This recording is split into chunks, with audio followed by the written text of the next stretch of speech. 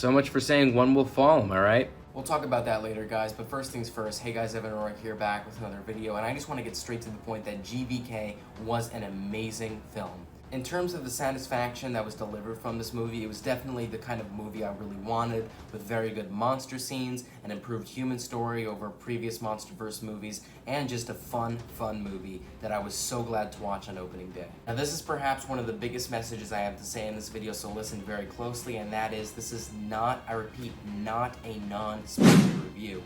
This does contain many spoilers, and the reason why is because I just don't want to go out of my way to make a non-spoiler review and a spoiler review. All I really want to do is make one review, yes with spoilers, but that's so I can get all my thoughts out there. Now, let's get into the pros with this movie. The biggest pro that I have to say right off the bat is that this movie had the best CGI and effects than any other Monsterverse movie.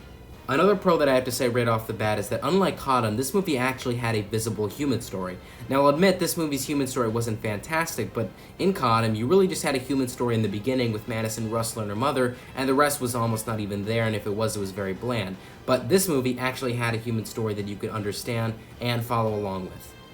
The fight scenes were also definitely in the satisfactory zone, and I guess you could say the plot was average, with the music and soundtrack being decent. Now, let's get into the cons of this movie. The first con that I want to say right off the bat is that this movie unfortunately had a plot that was very hard to follow along with and was ultimately very confusing until you finished the entire thing and you were like, oh, so that's what that was for, so that's what this was for. You don't really want to have those feelings when watching a movie because you want to understand the plot right then and there. You don't want to have to wait until the end to understand everything. Now, this con I'm about to state is not just a problem I have with this movie, but it's a problem I have with a whole ton of Monsterverse movies, because a whole ton of Monsterverse movies have a tendency to do this, and it really gets very annoying after a while. And that is, all these Monsterverse movies have this tendency to include all these events within the plot that make you scratch your head going, why? To give an example of this, we saw this in Godzilla when they used the Oxygen Destroyer for fan service to kill off Godzilla, but was it really necessary to kill off Godzilla and bring him back 30 minutes later? Now I know we're talking about GBK here, not Godzilla, but my main point is that all these Monsterverse movies, as I said, have this tendency to just include all these events within the plot that make you just going, why? Why was this here? Was this really necessary? Why couldn't they have just done this instead of this? Now I get it. It's a very bold statement to say that Mechagodzilla shouldn't have been in this movie. I myself don't even know if I agree with that. But at the end of the day, you do have to think of this logically and realize,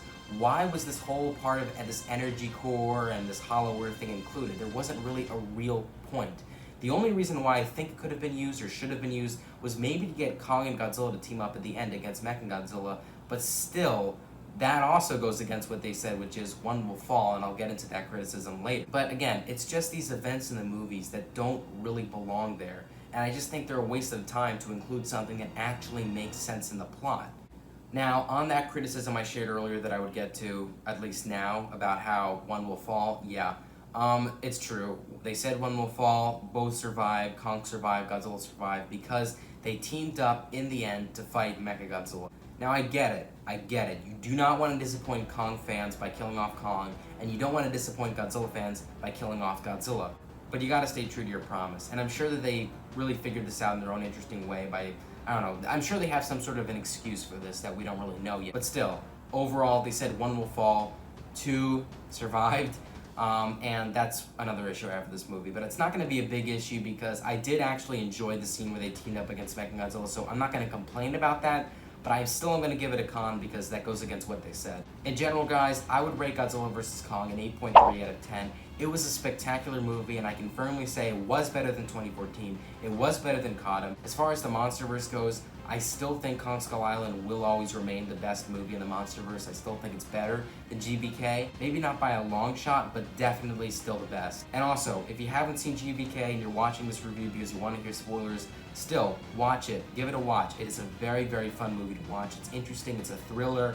It's just a really nice way to end off the Monsterverse. With that being said, guys, I hope you enjoyed this review. Like, comment, subscribe. See you guys later, and bye-bye.